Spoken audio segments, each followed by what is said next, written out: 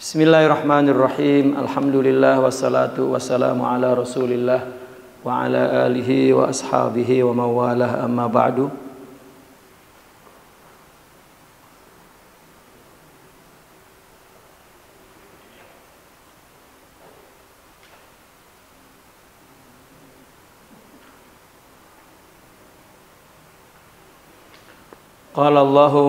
Qala muallifu hadzal kitab wa nafa'ana bihi wa bi ulumihi fid dharain amin ya rabbal alamin. Alladzina yuriduna Allah, orang-orang yang mengingini Allah.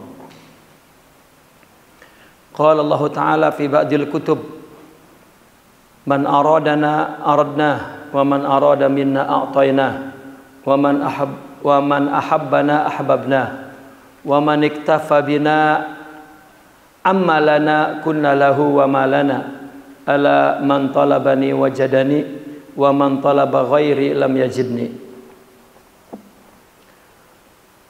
Pada sebagian kitabnya, mungkin di Taurat atau di Injil atau di Zabur atau di Suhuf, Allah berfirman, barang siapa yang menginginkan kami, menginginkan kami Allah, maka kami akan menginginkannya.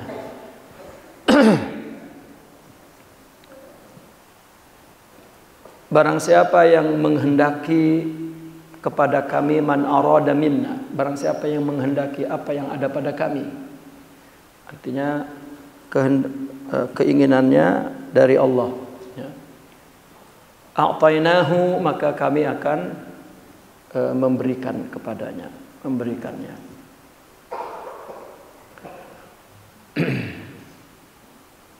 Saya ingin berikan komentar di lafaz arada yuridu iradah, kemudian fahuwa murid, ya. Kenapa ketika pada permulaan disebut murid? Karena memang dia baru dalam tahap iradah. Iradah, ya. Iradah itu apa? Iradah itu adalah keinginan dia ditundukkan kepada keinginan Allah, ya. Sehingga dia mendapatkan apa yang Allah inginkan, ya. Ini berkaitan kepada ibadah syariah. Jadi murid-murid itu berkaitan dengan syariah. Ketika arif, maka berkaitan dengan hakikah. Maka Imam Al-Ghazali, Imam Ibn Arabi membagi tauhid itu, yang bawah itu, yang pertama itu adalah at-tauhidul iradi, ya. Memang kehendak yang disebut kehendak kita, kalau lebih detail lagi, ulama sufi menjelaskannya bahwa yang kita sebut keinginan dalam bahasa Arabnya irada. Kalau sumber keinginan itu datang dari anggota tubuh ini, apa yang dilihat mata timbul kepengen, apa yang dicicipin timbul kepengen, apa yang dicium timbul kepengen, apa yang didengar timbul kepengen, apa yang disentuh timbul kepengen. Memang ketika memilih kata dalam bahasa Arab, apa yang diingini itu iradah. Namun di dalam terminologi sufi, ini terminologi bukan istilah bahasa, ya. Karena tasawuf adalah sebuah bidang ilmu pengetahuan, maka apa yang bahasa yang dipakai oleh ilmu itu istilah dia. Itu iradah itu sebetulnya apa yang tadi keinginan sifatnya fisik, sebetulnya bukan iradah, hawa. Iradah itu dari rohani sebetulnya. Namun ketika seorang murid dipanggil murid berkaitan dengan iradah, maka makna pertama makna iradah fisik, meskipun dalam terminologi tasawufnya bukan iradah, tapi makna pertama adalah iradah fisik, di mana seluruh anggota tubuh, 8 tempat sujud, gitu. Itu ditundukkan kepada perintah Allah, ditundukkan untuk menjauhi larangan Allah. Maka itu iradah.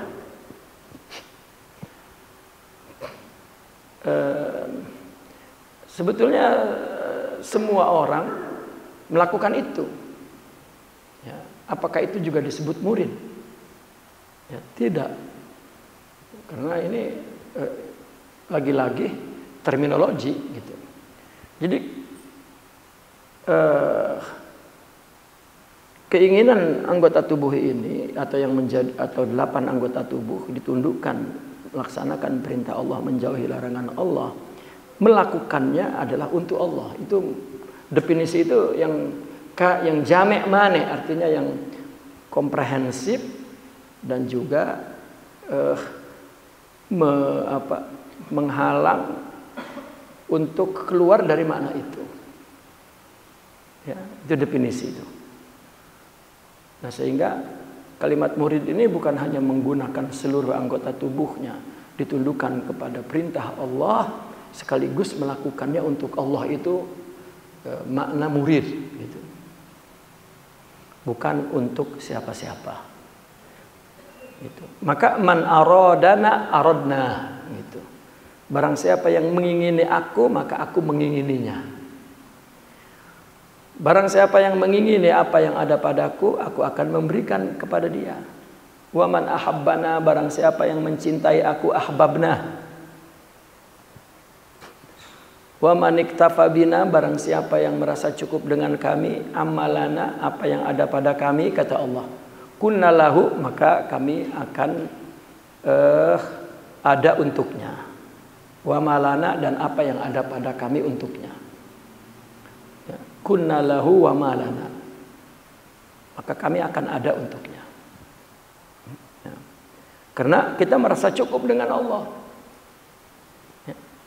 Seolah-olah kalau kita ganti lafaz na ini dengan Allah, wa man iktafa billahi amma lahu, kata Allah, kana Allahu lahu wa ma lahu. Gitu. Ya. Ala, ya, ketahuilah man talabani wajadani. Barang siapa yang mencariku, dia akan mendapatkan aku. Artinya barang siapa yang melakukan segala amal, segala kebaikan, ya, untukku, maka ia mendapatkanku. Ini kan ada hadis qudsi itu kan. Ya. Aku sakit, engkau tidak jenguk aku. Kalau kau jenguk aku, ya, satajiduni indahu, kamu akan mendapatkan aku di sisinya. Artinya ngejenguk saudara sakit, ya, orang saudara dalam arti saudara seagama, itu lillah, untuk berjumpa Allah. Maka seorang yang melakukan kebaikan untuk Allah berjumpa. Nah, kalau rohaninya sempurna, ya, dia syuhud an ta'budallah ka'annaka tarah. Itu yang membuat dia nyaman, tenang, ya, mendapat kebahagiaan, kegembiraan, kepuasan batin ketika dia melakukan kebaikan. Itu. Ya, orang-orang baik ketika dia melakukan kebaikan sudah. Ya. Karena itu ekspresi atau manifestasi daripada isi jiwanya. Ya.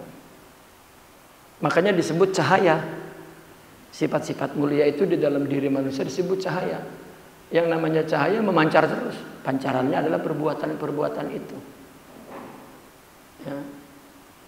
Zikir juga nurnya, maka akan keluar lafaznya. Gitu. Wa man talaba ghairi lam yajidni, tetapi barang siapa yang mencari selain aku, maka ia tidak akan mendapatkan aku. Ya. Perbuatannya baik tapi tujuannya bukan untuk Allah, maka enggak ketemu Allah. Ya, enggak ketemu Allah.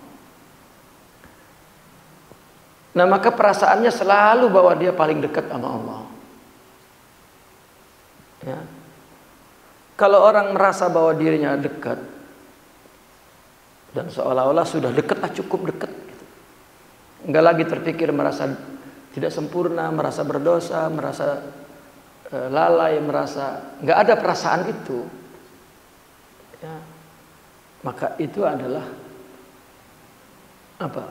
Ghururun nafas, tipu daya nafsu. Karena orang yang semakin dekat itu semakin jauh rasanya. Ya. Kenapa? Karena begini, ini bukan filosofis, ya. Ini adalah pandangan hakiki, pandangan batin yang dikatakan dalam kitab-kitab mereka, para aulia, para sufi, bahwa ketika seorang memiliki jiwa yang sempurna, itu cahaya, ya, maka yang ada di dalam rohaninya, maka cahaya itu akan memancar. Gitu. Ya, cahaya kalau dinyalain, mau siapa yang dapat menghalangi? Dia mesti keluar, mesti zuhur. Dan amal fisik itu sebetulnya sinar dari cahaya itu. Sebetulnya itu. Ya. Jadi perbuatan baik yang dia lakukan tidak ada tujuan apa-apa. Tujuannya kenapa? Karena memang ada kebaikan dalam dirinya, sudah. Ada hakikat dalam jiwanya, itu yang keluar. Gitu. Nah, ketika itu si empunya fisik nafsu merasa kecil untuk mengakui perbuatannya itu. Karena keluarnya bukan dari fisik itu, bukan dari sejumlah keinginan yang ada di fisik itu. Coba orang pengen di alam melakukan kebaikan, itu kan nafsu. Pas nggak di alam aja, majong gua. Ya. Gua udah mantep banget, gua melakukannya, orang dilongok pisan. Istilahnya begitu. Apalagi sampai diingkari perbuatan baiknya. Bukan ngajog lagi. Wah, Abu Jahal itu, kacau itu. Ya. Terus ngatain. Ya. Tanpa mengoreksi dirinya sendiri. Ya. Tanpa mengoreksi dirinya sendiri. Nah, seorang yang mempunyai cahaya di dalam dirinya, di jiwanya, ya, itu yang disebut hakikat. Ya, hakikatul amal, hakikatul ibadah, hakikatul syariah, ya, hakikatul zahir. Itu. Ketika melakukan, maka nafsu di depan perbuatan yang dia lakukan kecil untuk mengakuinya. Nah, ketika untuk mengakuinya kecil, ya, maka dia menisbatkan amal itu kepada Allah, bukan kepada dia. Itu. Nah, si nafsu ini, ya, meskipun kecil, tapi tetap sifatnya mengaku. Nah, meskipun suaranya kecil, tapi terasa, ya, oleh jiwanya seperti sampah kecil di orang yang bersih hidupnya tuh. Itu ya Allah, ya, ada rasa malu untuk merasa ngaku. Nah, maka itulah yang diterima.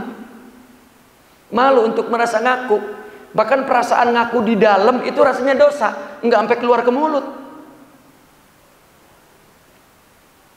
Ya. Nah, orang yang sampai keluar ke mulut itu tipuan nafsu, rasanya dekat padahal jauh. Rasanya diterima padahal ditolak. Ya, itulah ma'rifat. Ya. Kalau nggak ada gua, wah mantap bener. Nggak ada elu. Lu nggak ada, kayak Allah ada. Ya.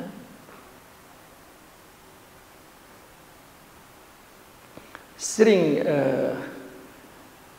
seorang yang belum waktunya berdakwah, ketika dinasehati misalnya, kamu mesti tarbiyah dulu, kami mesti didik dulu. Lalu ini dunia dibiarkan, ya, tidak dakwah, tidak diajak mereka kepada kebaikan. tidak diajak mereka kepada Allah. Itu bacaan, itu hafalan. Mengajak kepada Allah orang yang sudah sampai ke Allah.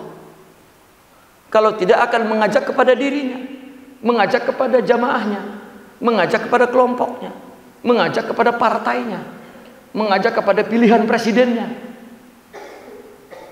Ya. Dan itu bukan ad-da'i ilallah. Mau dibacakan dalilnya. Lah. Maghrur. Ya. Anta maghrur.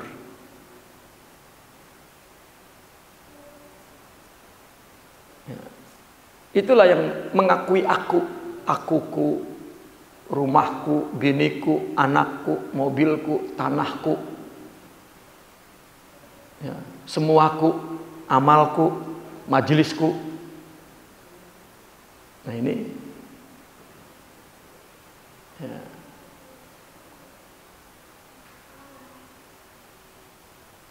Qila ala man talabani bit taubah wajadani bil maghfirah.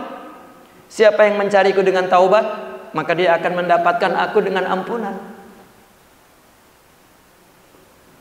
Ya sebetulnya ini kan syariat nih, ini kan amal nih. Maka ceritanya itu kita taubat Allah terima. Padahal orang ketika kalau ditanya secara hakikat, taubat dulu apa diterima dulu? Diterima dulu.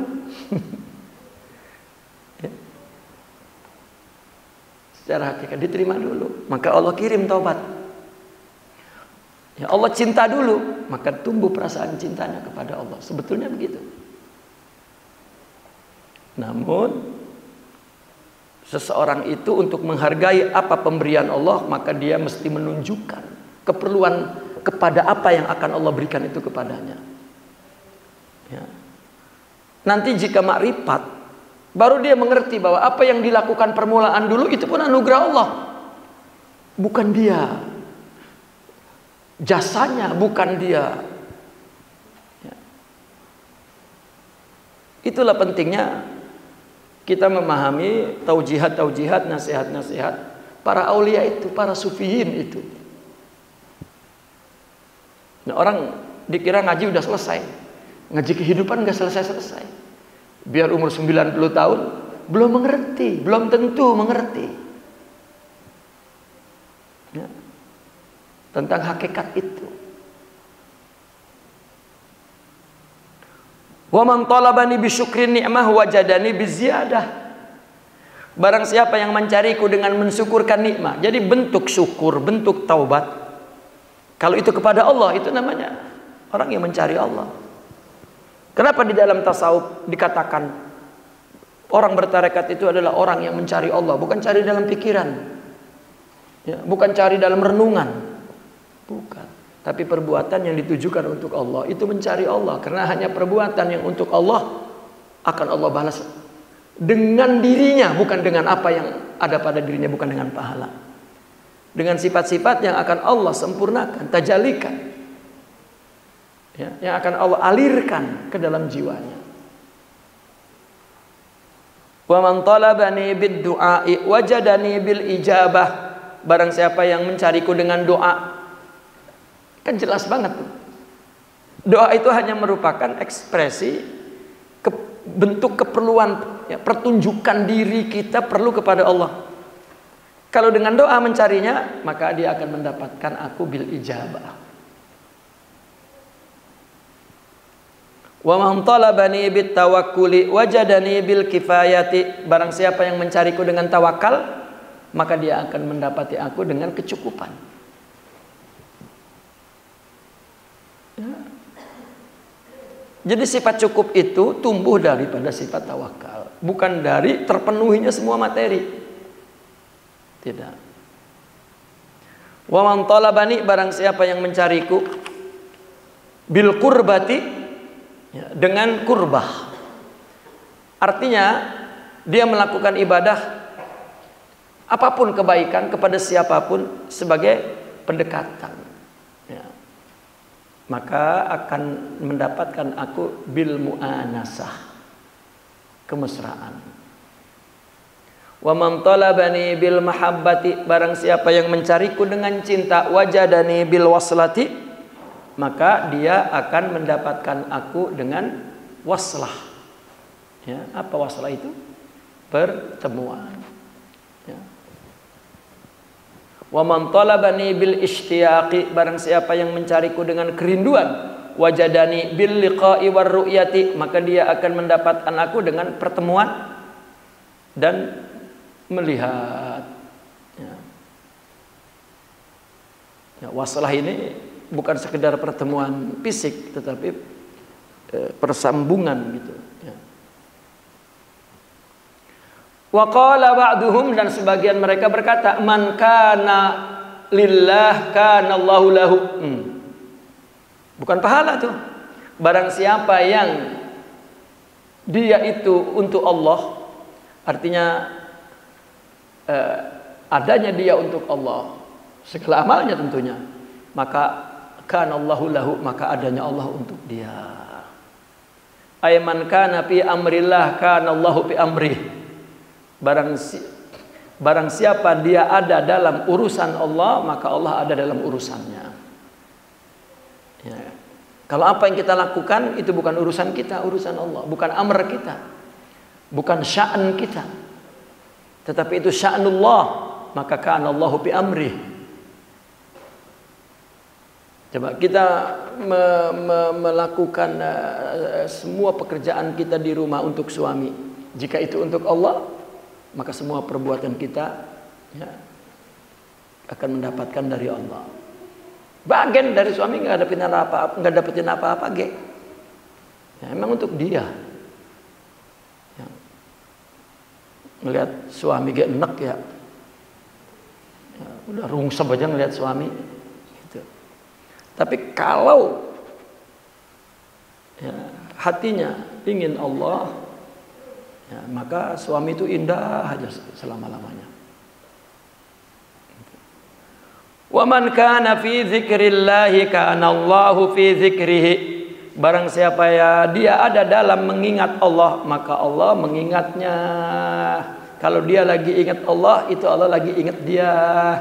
Kalau kita susah ingat Allah, Allah nggak kepengen ingat pisan. Ya, sampai nyurang-nyurang kita ingat.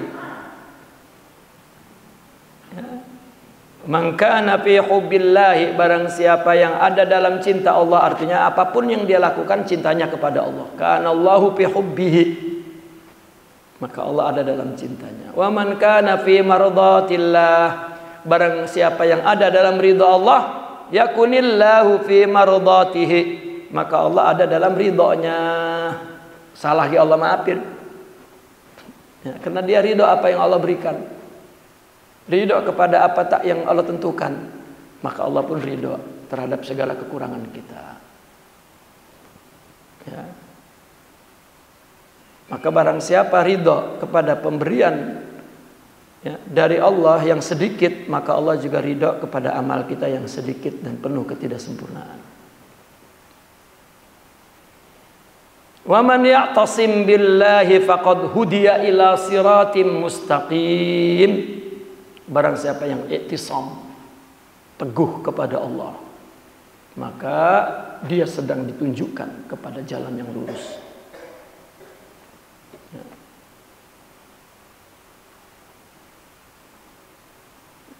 Ya, tasim itu maknanya dia mengikat dirinya, i'tisam itu mengikat dirinya dengan segala perintah dilaksanakan dan dijauhi larangannya dilakukan untuk Allah, itu i'tisam. Maka itu berarti dia sedang diarahkan ya, kepada jalan yang lurus. Qala sallallahu alaihi wasallam, man ahabba liqa Allahi ahabballahu liqa'ahu. Barang siapa yang ingin ketemu Allah, maka Allah ingin ketemu dia. Ya. Wa man kariha liqa Allahi kariha Allahu liqa'ah. Barang siapa yang tidak suka ketemu Allah, maka Allah pun tidak suka ketemu dia.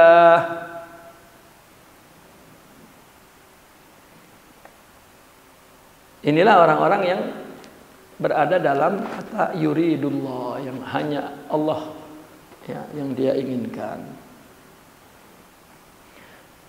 Kita ketika menginginkan orang, sebetulnya apa yang terjadi pada dirinya? Ya. Ketika kita menginginkan orang, menginginkan seseorang, sebetulnya yang kita inginkan adalah orang itu memenuhi keinginan kita. Ya, bukan kita memenuhi keinginan dia. Kita ingin dia itu sebetulnya kita ingin dia memenuhi keinginan kita. Begitu hukum tabi'iyah yang ya Allah ciptakan, itu manhajnya, itu sistemnya begitu. Maka ketika kita betul-betul sudah ingin kepada Allah, berarti Allah mengingini kita. Gitu. Qala al-arifun, ini orang-orang arif yang ngomong. Ya. Wa min hikamil arifin qaulu qailihim man ibtuliya bi muamalatil abidi falyalbis lahum libasan min hadidin.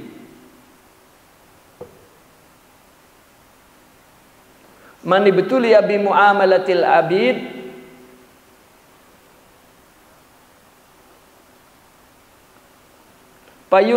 falyulbis ya, lahum libasan min hadid.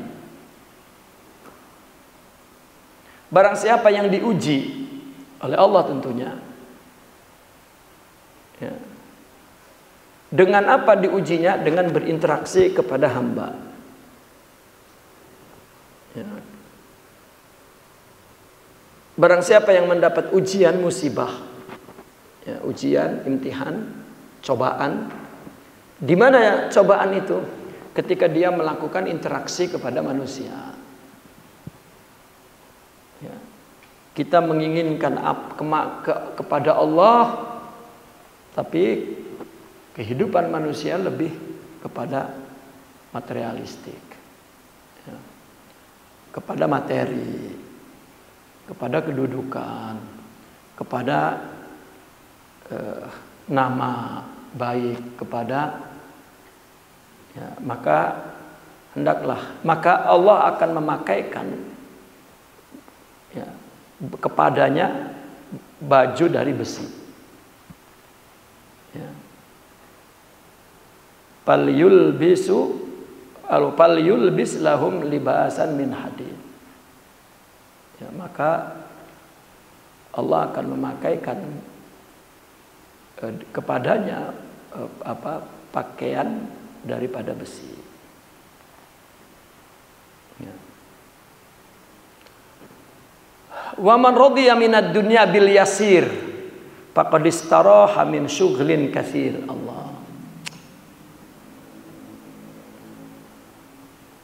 Tadi muamalah kepada abid, artinya abid itu ya kepada manusia ya, kepada hamba-hamba Allah. Mendapat ujiannya di situ, maka pasti Allah perisai dia dengan ya, maka niscaya Allah akan memakaikan baju untuknya libasan min hadid, baju dari, artinya Allah akan beri dia kekuatan untuk tidak dapat merasa sakit dari mana makhluk ya.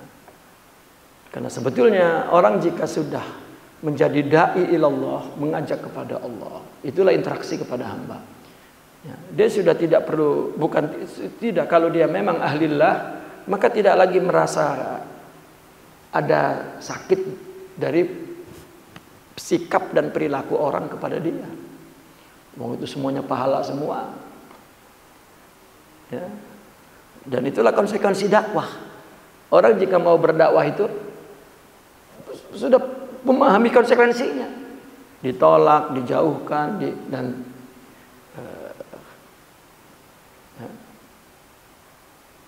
dia akan terus menebar kebaikan, menebar kasih sayang, dan dipakaikan baju besi ya, tidak meringis, tidak cengeng, tidak merintih, tidak mengeluh, tidak mengata, tidak. Jika memang ya, Allah telah memilih dia sebagai orang yang akan membawa manusia kepada Allah. Ya, nabilah contohnya, dan para aulia contohnya. Itu. Ya. Barang siapa yang ridho kepada dunia yang sedikit, maka dia akan rehat dari banyak kesibukan. Iyalah, cuma dikit mikirin apa. Yang pusing makan orang yang banyak hartanya, takut kemalingan, takut rugi, takut modalnya nggak kembali, ya, jaga image, orang nganggap dia orang punya, kudu kelihatan punya baik, padahal orang nggak punya gitu. Ya.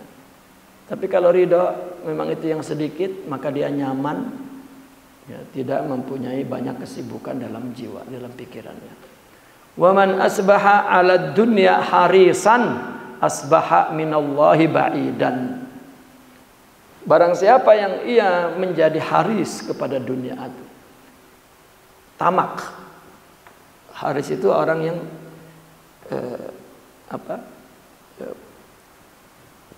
yang punya semangat dan keinginan yang kuat kepada dunia. Semangatnya semangat dunia, keinginannya keinginan dunia. Maka dia menjadi jauh dari Allah.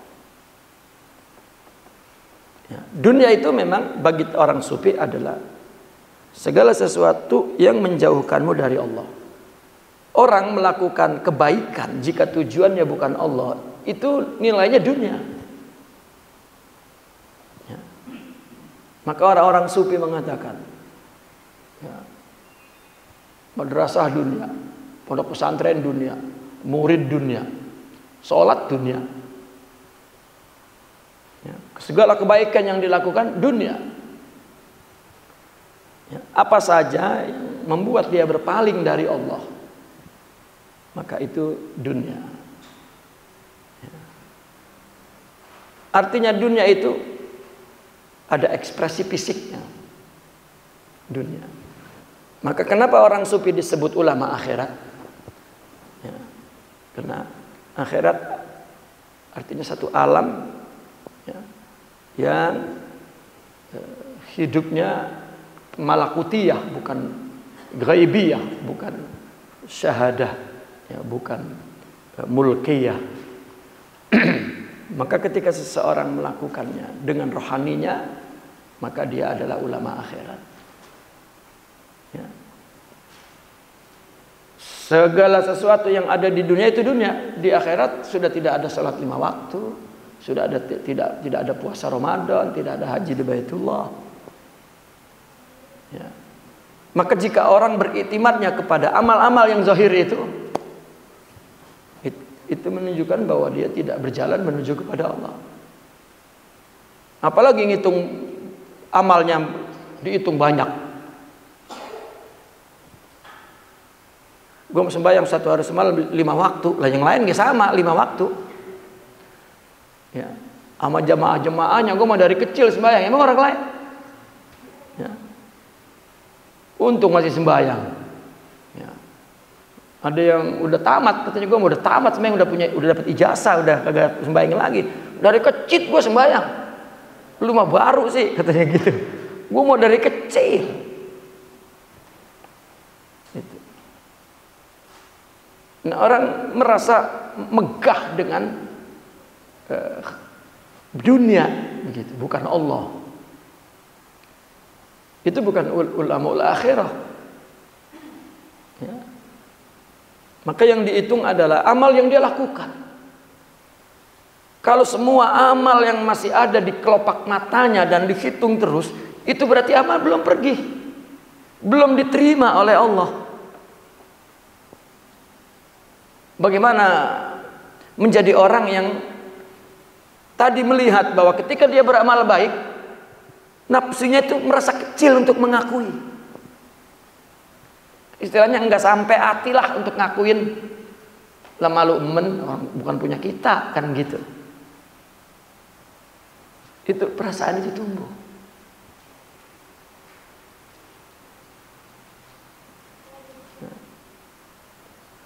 Waman satara waman hataka sitrat tuqa lam tasturhu samawatul ula. Barang siapa yang hataka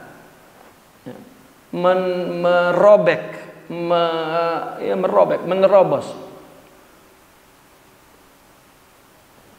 sitrat tuqa,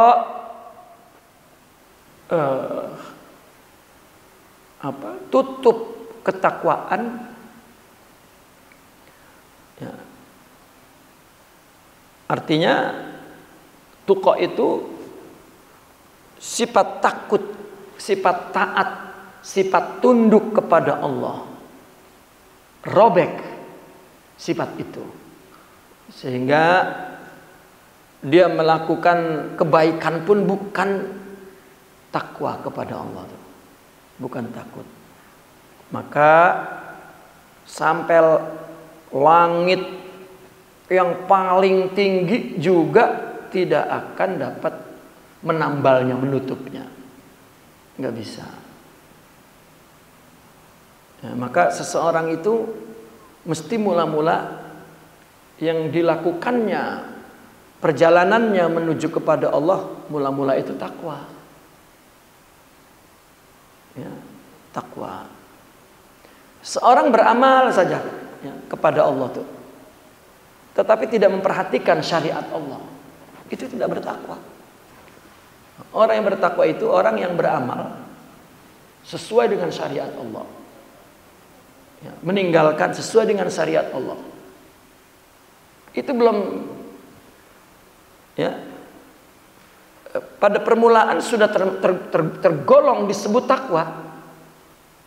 Sudah disebut.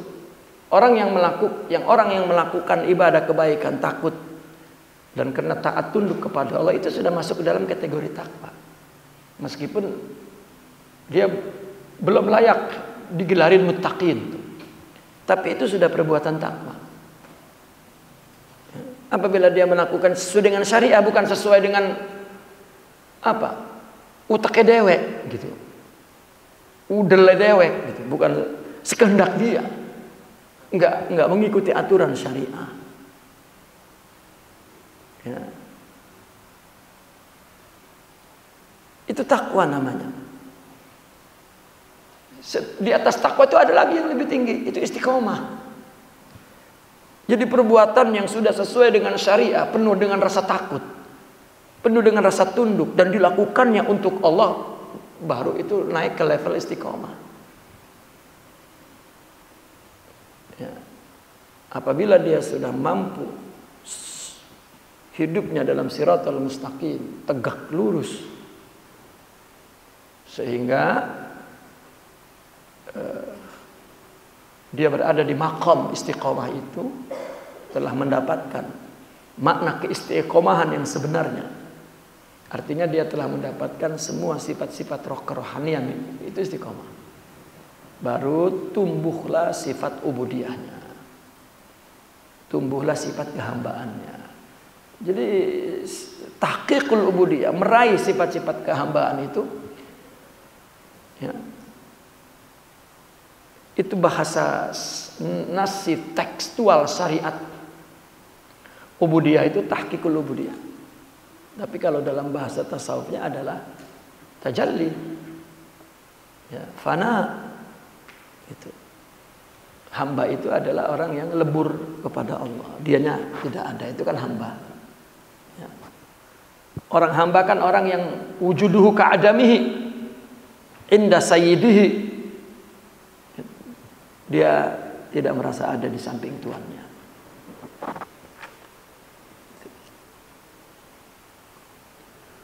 Wa man nazara fi awaqibil umuri salima min nawaibid duhuri. Barang siapa yang selalu memandang kepada akibat-akibat perkara, akibat-akibat segala urusan, segala perkara. maka dia selamat dari musibah zaman. Ya, sepanjang zaman, dari musibah sepanjang zaman. Maka hendaklah orang jika melakukan sesuatu bukan tahu ini baik itu buruk, tetapi dia tahu akibat-akibatnya. Nah, ini disebut orang yang aqilun, orang yang berakal. Orang semua punya akal tapi tidak diberikan gelar aqil, karena orang yang disebut gelar aqil maka dia mendapatkan atau mencapai mempunyai akhlak yang kuat. Ya. Walam yaqna bil qalil wa man lam yaqna bil qalil waqa'a fi ghammin tawil. Barang siapa yang tidak merasa cukup qanaah dengan yang sedikit, maka dia jatuh kepada kegundahan yang panjang. Man wa man salla sayfat tuqa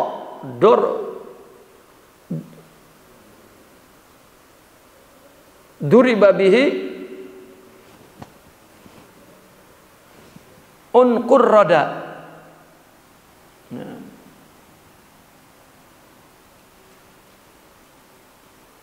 Barang siapa yang telah mengusung pedang takwa,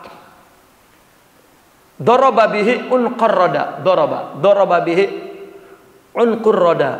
Barang siapa yang menghunuskan pedang takwa, ini diumpamakan pedang seperti takwa. At-tuqa kasayf. Ketakwaan itu mampu menebas segala halangan. Halangan itu apa? Ar-rada. Ar-rada itu segala perbuatan hina. Itu ditasbihkan kepada unuk. Kalau pedang kan, kalau perang kan mau ngebacok kan pasti lehernya tuh ya putus, tas gitu. Ya. Maka itu leher diumpamakan seperti kerendahan, keburukan. Barang siapa yang sudah menghunuskan pedang takwa, artinya barang siapa yang sudah masuk ke gelanggang takwa. Kegelanggang takwa ini adalah kegelanggang di mana dia siap melakukan segala sesuatu berdasarkan syariat dengan penuh rasa takut dan tunduk. Itu dia dalam gelanggang takwa namanya. Dan orang yang masuk ke situ itu mesti dihantar dengan ilmu. Ya, orang sering, gue udah ngaji dari kecil. Ngaji apa? Ya, ngaji alif-alifan. Lah dari kecil udah ngaji. Ngaji apa? Ngaji sorob, ngaji tajwid, ya, ngaji Sapinatun Najah. Ya. Orang menuntut ilmu untuk amal, untuk takwa ini, itu tidak banyak makan waktu.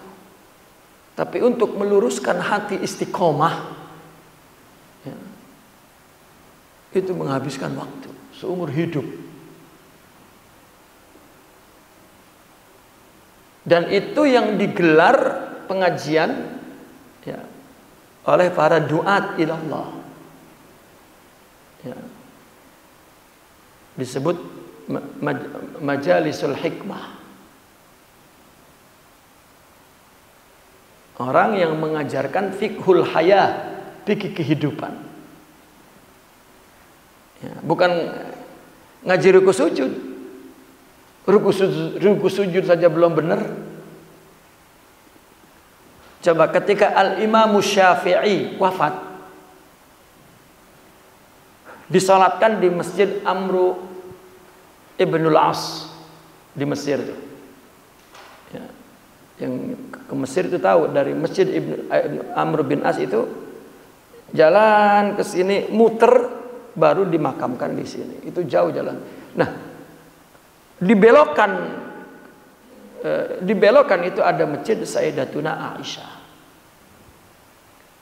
Ya. Sayyidatuna Aisyah ini seorang yang cucu Rasulullah SAW, juga gurunya Imam Syafi'i. Sebetulnya dia bukan di Mesir tinggalnya, tapi tinggalnya di Mekah. punya suami saudagar. Dianya seorang alimah, arifah, ya, seorang ulama wanita. Tapi punya lakinya pedagang yang sering berdagang pergi ke negara-negara lain. Jadi dia ngikutin aja.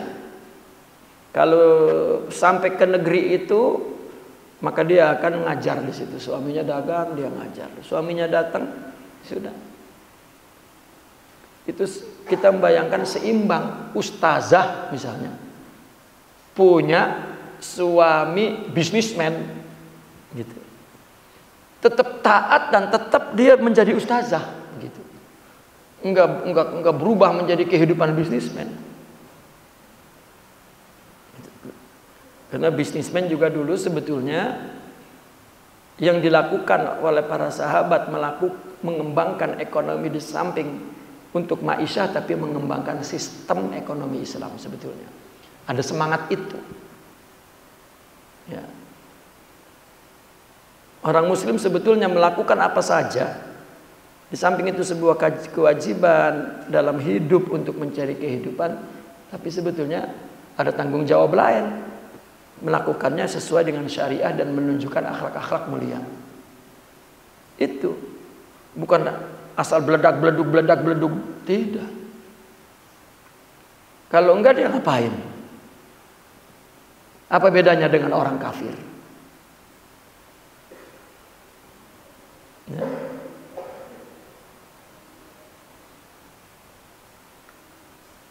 Mesti banyak membaca kaidah para ulama.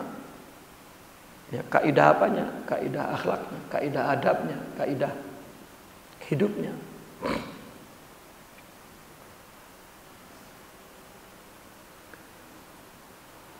Kemudian satu ketika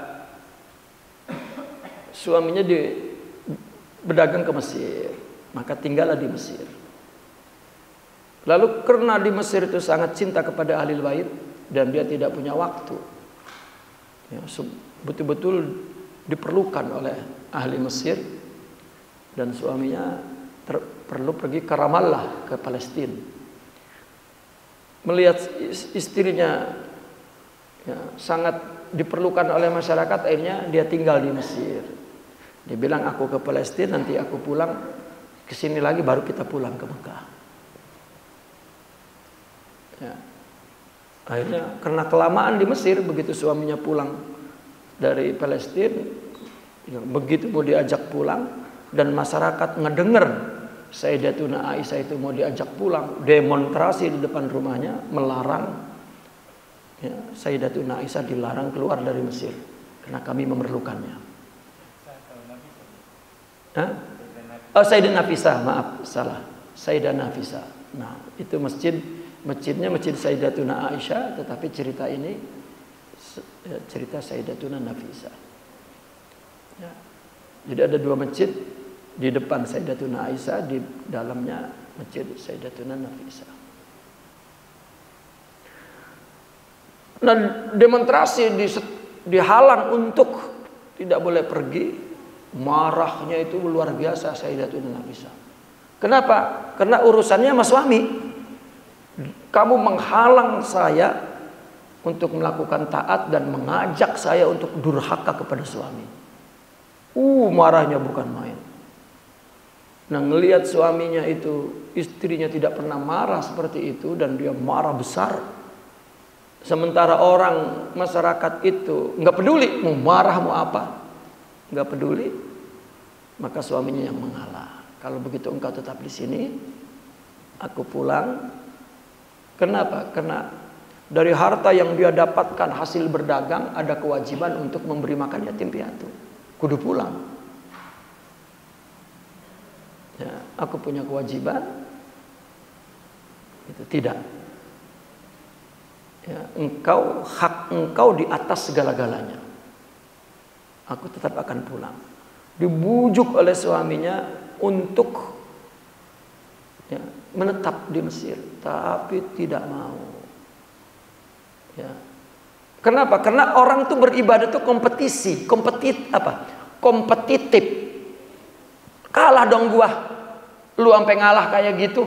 kan berarti dapat pahala banyak. Wah, sorry dah. Nah, coba ada nggak logika orang tuh kepengen paling ada dalam sop awal dalam melakukan ibadah? Suami sama istri itu nggak mau kalah, gitu. Atau kepada sesama masyarakat tidak mau kalah. Itu masalahnya tidak istiqomah, bukan hanya sekedar takwa. Ya.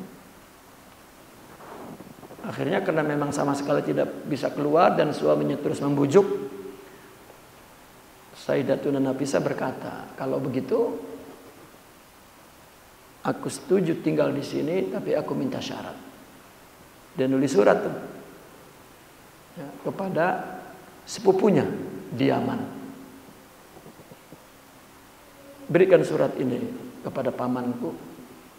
Dia punya anak perempuan dan saya minta kawinkan dia. Ini sebagai kewajibanku yang tidak dapat aku lakukan. Aku harus gugurkan kewajiban ini, kawinkan sepupuku itu.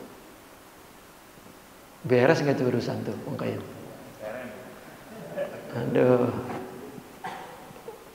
saya udah ketemu nama Nafisah tapi nggak begitu akhlaknya, jadi nggak jadi dah. Ya. Intinya bukan itu sebetulnya, itu sambil lewat ceritanya. Ketika Imam Syafi'i mayatnya digotong sampai di depan masjid, Sayyidatuna Nafisah di stop. Aku ingin mensalatkannya. Ini Sayyidat Nafisah ini juga termasuk salah satu guru Imam Syafi'i dalam periwayatan hadis. Ya. Karena Sayyidatuna Nafisah ini murid paling pinter daripada Al-Imam Malik.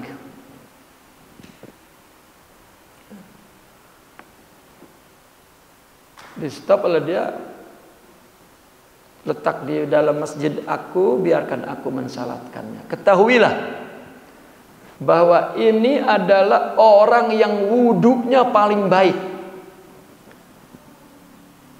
Coba bayangin, kirain orang yang paling alim, paling warok, paling pinter, wudunya paling baik. Kecil amat.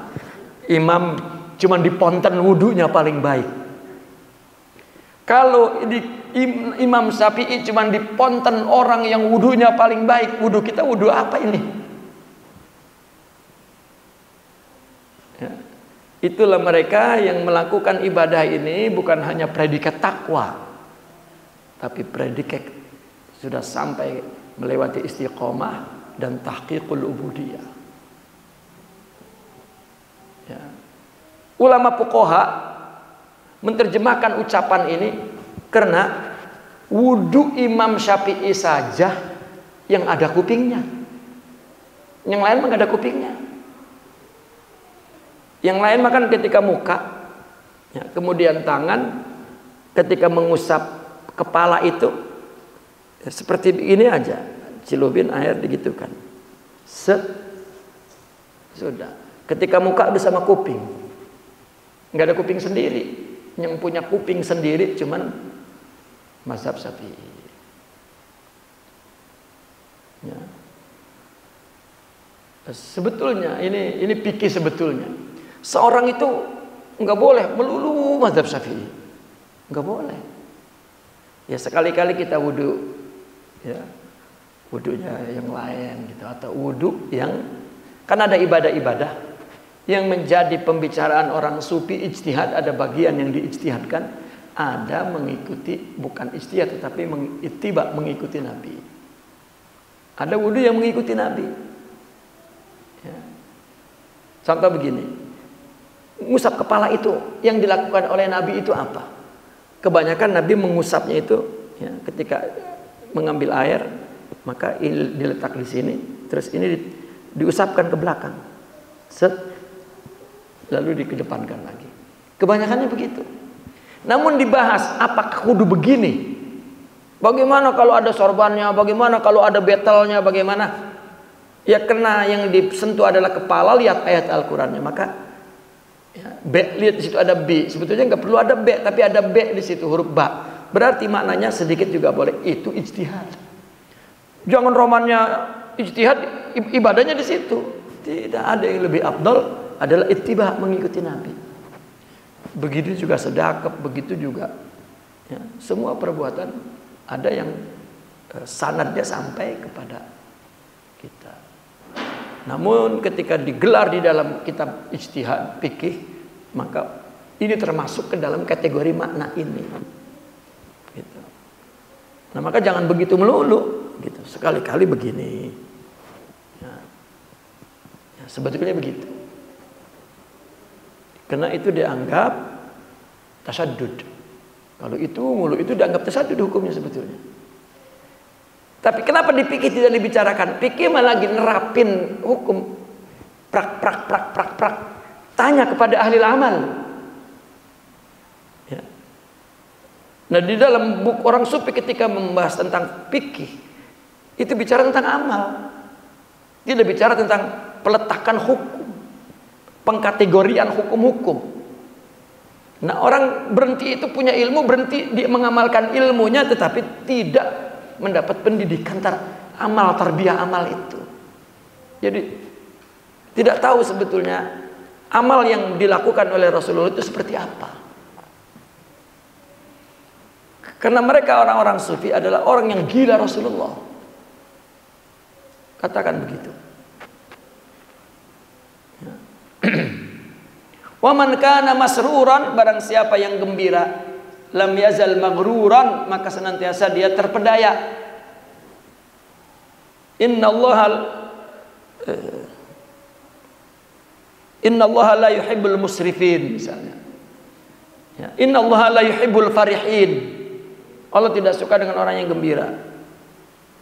Tuh sejak kecil tuh anak kita tuh kecil-kecil tuh. Ya. Kalau misalnya dia mendapatkan apa keinginannya, kan gembira tuh melompat-lompat. Kita harus kondisikan, stop. Tenangkan. Agar dia tidak maghlub dengan luapan emosionalnya dari nafsu. Gitu. Jika maghlub nanti maghrur. Man lam yahfaz lisanahu fasada alaihi sya'nuhu. Barang siapa yang tidak menjaga lidahnya, maka wibawanya akan hancur. Ya.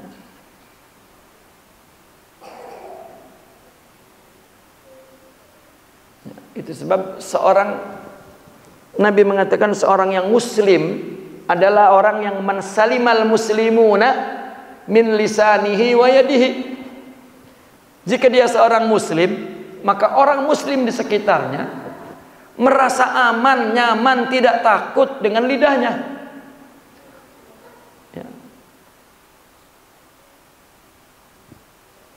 Nah, orang apabila tidak mau mendekat karena takut dengan lidahnya, itu muslim aja tidak sempurna tuh kemuslimannya. Kalau orang beriman bukan hanya lidahnya,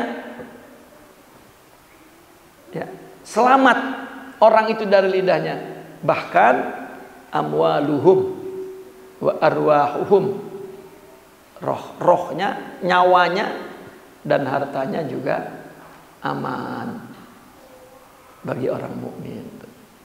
Artinya dia akan bersama-sama ya, hidup untuk sejahtera dan bersama-sama memelihara ruh, membela satu sama lain. Itu orang mukmin. Ya. Wa man lam ya'rif maudi'a darrihi lam ya'rif maudi'a naf'ihi. Barang siapa orang yang tidak tahu di mana tempat yang membahayakan dia, maka dia pun tidak tahu di mana tempat yang manfaat untuknya.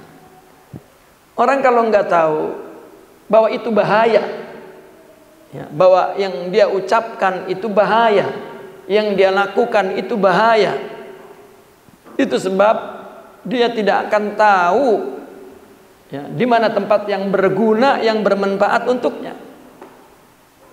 Ya, sehingga seorang merasa bahwa dia sudah melakukan kebaikan, ya, tetapi tidak manfaat. karena tidak tahu ya bahwa apa yang dilakukannya, bahwa apa yang diucapkannya itu bahaya. Ya.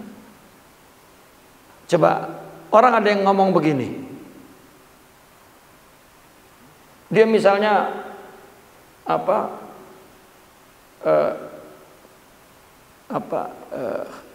ya temperamennya, biasanya orang yang temperamental ketika ditegor ngomongnya gue memang udah begini mau apa lagi. Nah, ini berarti ini udah nggak tahu bahwa itu dia melakukan sesuatu yang ya kalau emang udah nggak mau dibilangin ya udah, gue cuma ngebilangin doang.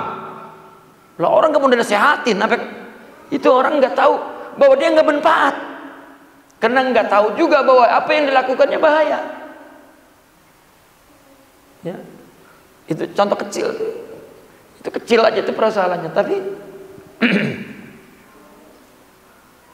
man akhadha izzan bi ghairi haqqin awrathahu Allahu dzullan bi haqqin. Allahu akbar. Barang siapa yang mengambil izzan, kemuliaan bi ghairi haq, tanpa hak, maka Allah akan wariskan dia kehinaan dengan hak. Seorang pimpinan melakukan kudeta dengan pimpinan lain, maka dia pun akan ya, dihinakan dengan sebab kebenaran. Ya, artinya ada kebenaran yang akan menghina dia, yang akan menghancurkan dia, karena dia mengambil kedudukan yang tinggi, keluhuran bi ghairi haq, tanpa hak. Ya.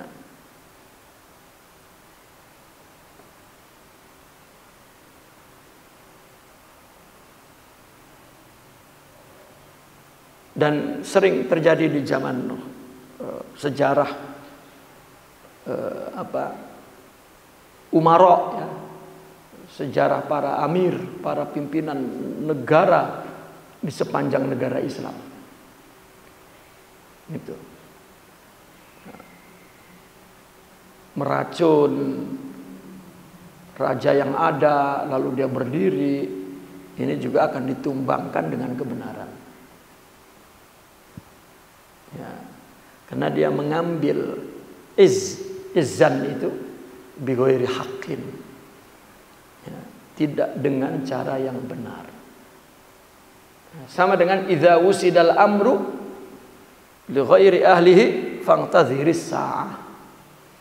Ya, orang yang mengambil alih ya, sesuatu yang dia bukan ahlinya, dia hanya akan habis di saat kehabisan segala apa yang dimilikinya. Ya. Apabila dia mencari harta dan dia puas dengan harta itu, maka udah sampai di situ dan itulah kehancurannya. Kalau dia ingin mendapatkan penghormatan dan mendapatkannya, sudah hancur sampai di situ.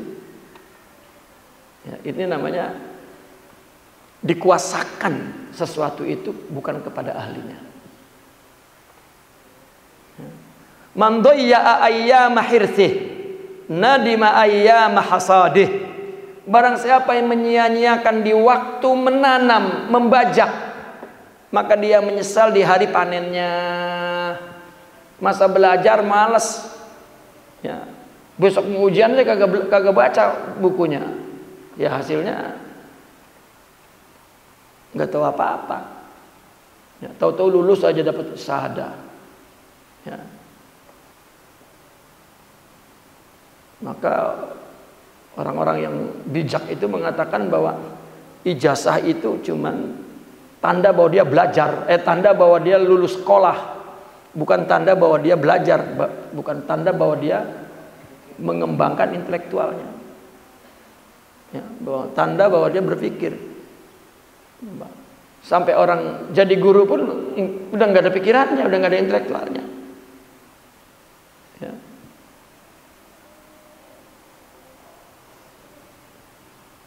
Kenapa? Karena ketika dia melalui masa-masa menanam, masa-masa belajar, ya, dia sia-siakan.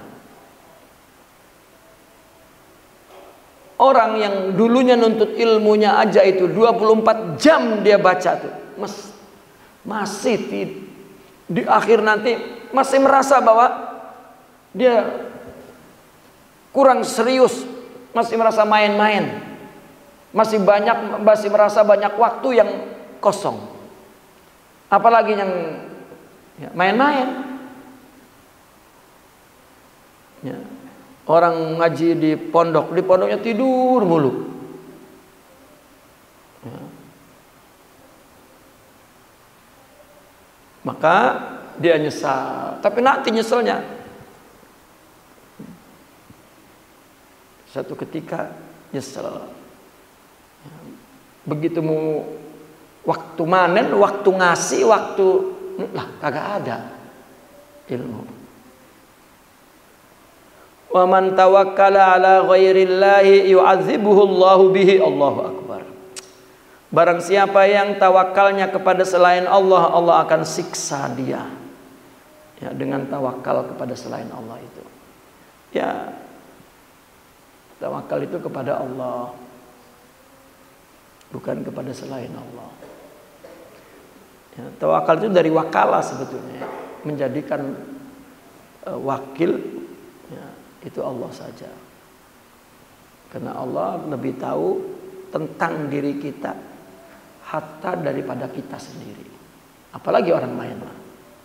Wa man radiya billahi wakilan sara lahu bikulli khairin dalilan wa wajada ila kulli khairin sabila.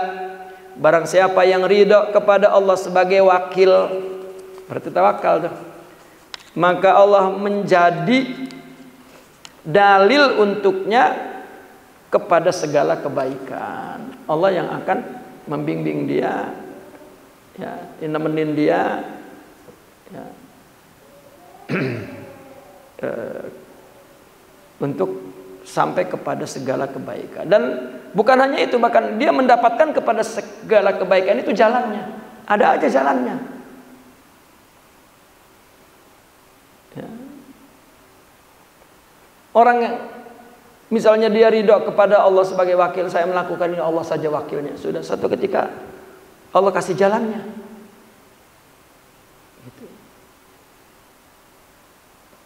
Ya kan katanya kita hanya berencana, Allah yang menentukan. Ya sudah, enggak usah mikirin ketentuannya. Ya.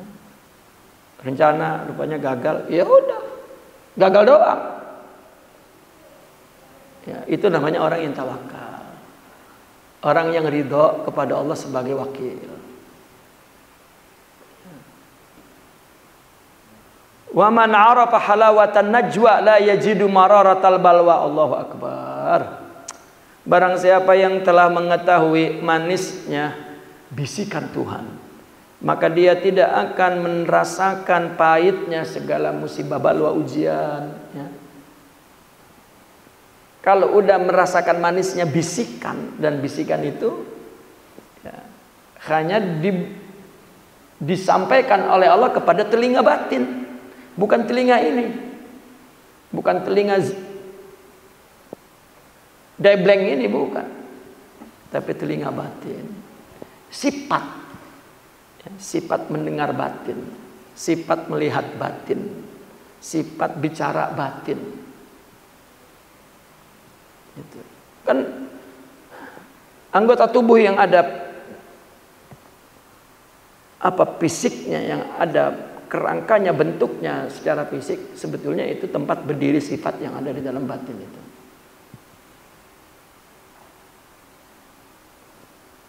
Gitu. Nah, ketika batinnya bersih, maka apa yang dia dengar hanya yang baik-baik saja. Wa man kana fi hadhihi a'ma fa huwa fil akhirati a'ma. Ini bukan buta mata. Barang siapa di dunia ini buta, maka di akhirat buta. Ih, orang buta di akhirat buta lagi, kan bukan. Hatinya. Ya, di dunia ini matanya buta kepada kebenaran, kepada hak. Di akhirat juga tetap buta. Tidak melihat, tidak mendapat ya, kebenaran dan kebaikan. Min kalimatil akhyar, ini perkataan orang-orang terpilih. Wa qila salasu kalimatin kanal akhyaru minal mutaqaddimin yusi ba'dahum ba'dha fi kutubihim bihin. Dikatakan ada 3 kalimat yang mana orang-orang terpilih terdahulu itu satu sama lain saling menasehati di dalam kitabnya dengan 3 kalimat itu. Ya. Jadi ada 3 kalimat yang dulu orang-orang baik, orang-orang mulia, ya, saling memberikan teguran nasihat satu sama lain, ya, di dalam kitab-kitab mereka itu. Apa? Pertama, man amila li akhiratihi kafahullahu amra dunyahu. Barang siapa orang yang beramal untuk akhiratnya, maka Allah akan cukupi urusan dunianya. Ya, itu kenapa artinya ulama tuh sering ngomong jika orang beramal ibadah Allah cukupin dunianya. Itu yang melakukannya untuk akhirat, bukan untuk dunia. Lah kalau zikirnya masih nyari dunia, ya, untuk dunia bukan untuk akhirat. Untuk akhirat itu, ya, dalam persepsi syariah itu pahala, tapi dalam persepsi sufi itu rohani. Karena orang yang masuk surga di akhirat, orang yang mendapatkan surga di dunia ini, surga rohaninya bukan surga. Ya. Karena di akhirat hanyalah pertunjukan secara visual tentang hakikat amal yang dilakukannya. Ya, ketika ekspresi zohirnya menunjukkan amal itu, tetapi batinnya ada tidak? Gitu. Meskipun Allah membalas keletihan fisik 10 sampai 700 itu bisa terhapus. Ya. Maka orang sufi menyebutnya al-amalus sabit, amal yang sabit sudah. Amal yang dilakukan memang dari dalam rohaninya muncul ke dalam fisiknya, dan itu amal yang sabit. Karena dalilnya adalah Tuhan, bukan dalilnya teks. Kalau hadis, ya dalam fikih amal yang sabit itu amal yang berdasarkan dalil. Ya. Nah ini disebut ulama akhirat, maka amalnya untuk akhirat. Ya. Artinya amalnya untuk akhirat, dia beramal dengan segala hakikat kerohaniannya yang beramal. Apa yang dia ucapkan ada. Dan itulah orang yang bisa diikuti. Kalau hidup, kalau udah mati ngikutin apa? Ya.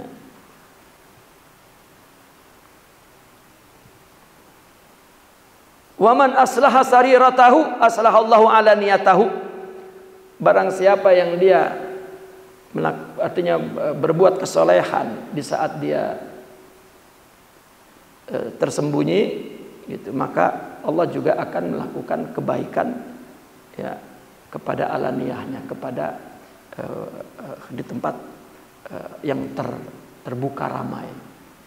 Artinya ketika dia di dalam sendiri, artinya dia dengan dirinya, ya, dia melakukan kesolehan-kesolehan, ya, kebaikan-kebaikan, maka Allah juga akan melakukan kebaikan, ya. Artinya dia tetap melakukan kebaikan di depan orang banyak. Ya. Waman aslaha ma bainahu wa bain Allah, barang siapa yang mendamaikan apa, artinya melakukan perdamaian apa yang ada antara dia dan antara Allah, maka Allah juga akan melakukan perdamaian antara dia dan Allah. Apa damai kepada Allah itu? Ya, damai kepada Allah menundukkan nafsunya, ya, menundukkan segala nafsunya, ya, dia ditundukkan dan dilawan. Ya. Dalam melakukan kebaikan untuk Allah, bukan untuk keinginan nafsunya. Itu berdamai namanya. Nah kalau tidak, ya, maka dia akan ditegur oleh Allah, ya, dalam perjalanan hidupnya.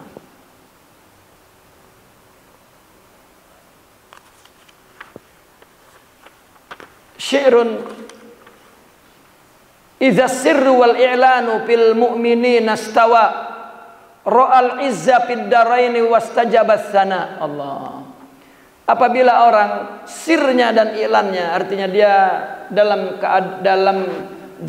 tersendiri, bersendiri, tertutup. Artinya sir itu tidak ada orang yang melihat.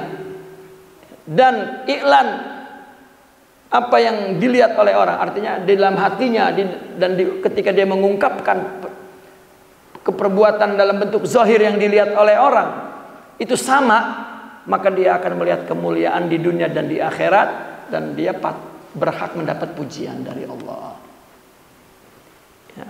Tetapi kalau apa yang diiklankannya tidak ada dalam sirnya, apa yang diizharkannya, yang dipertontonkannya, yang diperlihatkannya, perbuatan itu kepada orang tidak sama terhadap apa yang ada yang tersembunyi di dalam dirinya, ya, maka dia tidak akan melihat kemuliaan di dunia dan di akhirat. Bahkan dia akan mendapat cemoohan di dunia dan di akhirat.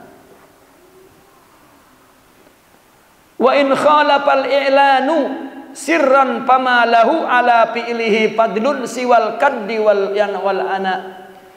Jika iklan, jika penjahiran perbuatan menyalahi sirron apa yang ada di dalam hatinya, fama lahu ala fi'lihi, maka tidaklah ia mendapatkan untuk dirinya atas perbuatannya.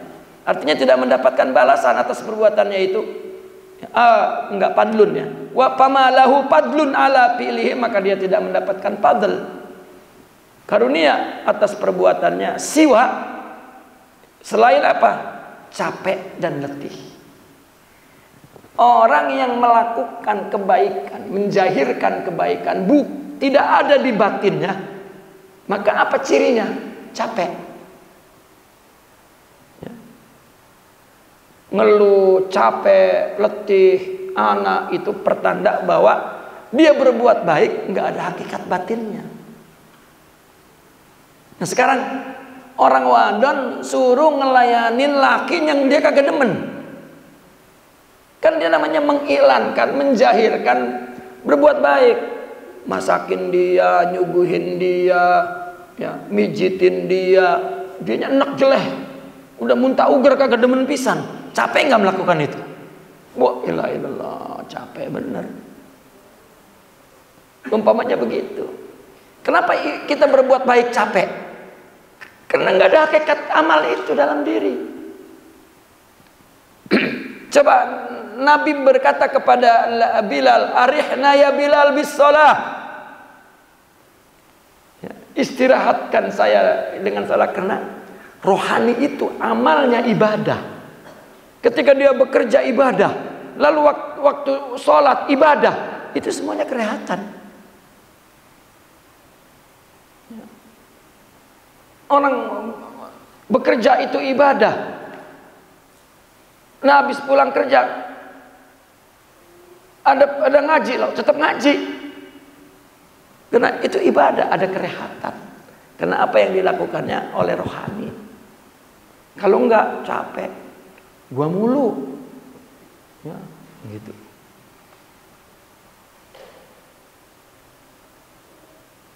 Bini pekerjaan di rumah itu gua mulu, gitu.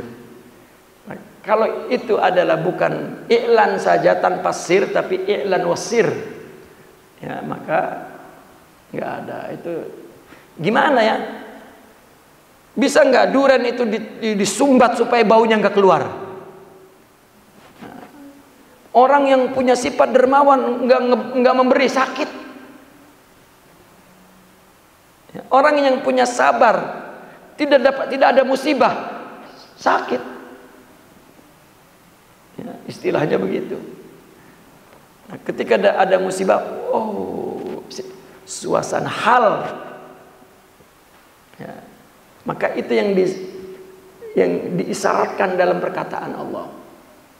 Wahai hambaku, jika engkau tahu, jika aku singkapkan tentang kelembutanku kepadamu ketika aku memberi musibah, engkau malu menangis di hadapanku, bahkan ketawa menerima musibahku, karena engkau tersingkap kelembutan dan apa yang aku persiapkan di balik musibah itu. Kan itu isyarat. Ya, orang yang melakukan kebaikan bukan hanya zahir tapi memang dari batinnya.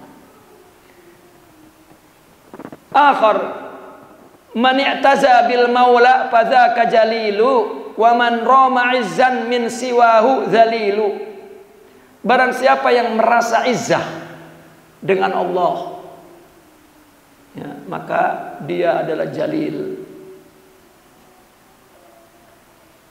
Barang siapa man rama izzan, barang siapa yang ittajaha ila izzin, barang siapa yang menuju kemuliaan tetapi bukan dari Allah, dari selainnya, zalilu, itu kehinaan. Artinya barang siapa yang dia mendapatkan izzah dengan Tuhannya, merasa izzah dengan Tuhannya, artinya izzah dia karena ilmu, izzah dia karena akhlak. Dia mulia karena ilmunya, dia akhlak karena ilmunya, dia mulia karena akhlaknya, dia mulia karena ma'rifatnya. Kan begini, orang itu akan kelihatan aziz, mulia kalau ilmunya banyak, bukan sombong, karena dia hidup dengan ilmunya. Sementara orang melakukan sesuatu berpikir bukan karena ilmu. Ya, orang yang punya ilmu nggak akan ngikutin orang yang tidak punya ilmu, dan orang-orang yang tidak punya ilmu mengatakan dia nggak kayak kita, misalnya begitu. Lah iyalah, wah dia mah sombong, angkuh. Bukan, ada izzah. Nah, orang punya akhlak nggak mau melakukan hal-hal yang rendah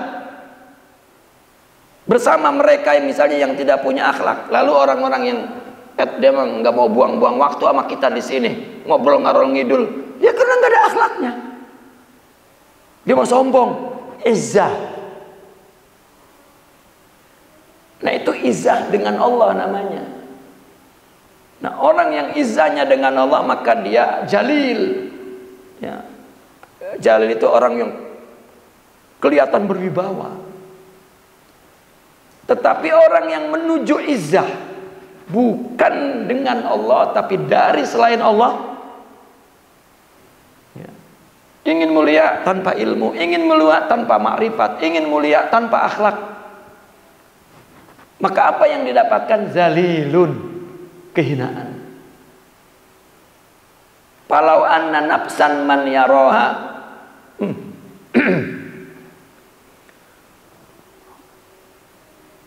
falau anna nafsan man baroha malikuha qadat watara fi sajdatin laqalilu.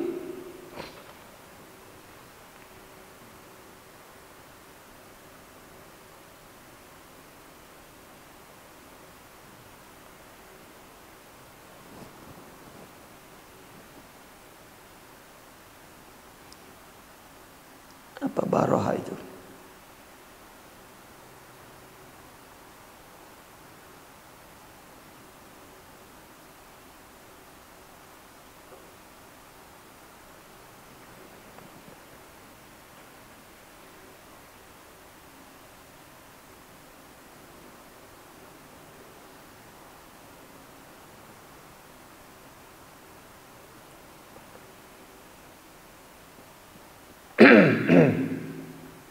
Falau anna nafsan man baroha malikuha, seandainya bahwa satu nafs, satu diri, satu jiwa, ya, di mana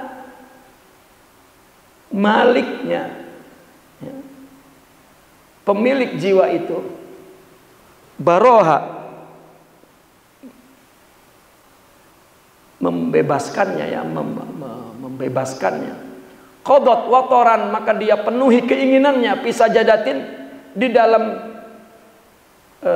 sujudnya, laqalilun, niscaya dia akan merasa sedikit. Ya. Artinya jika ada seorang, si pemilik diri itu, ya, dia bebaskan dirinya itu dengan dia penuhi semua keinginannya dalam sujud, maka dia akan merasa sedikit. Qadat watara. Qadat watara itu nafsu telah memenuhi semua watara, semua hajah. Ya. Bisa jadatin laqalilu. Ya. Baroha ini boleh maknanya baroha dari baro, meruncingkannya, ya, mempertajamnya, ya, mengikutinya, artinya si pemiliknya itu. Lalu qadat wataran, ya, kemudian dia bebas, tapi dibebaskan ini. Falau ana nafsan malikuha qadat wataran man baroha fi sajadatin, dia bebaskannya dalam sujud laqalilu, maka dia merasa sedikit.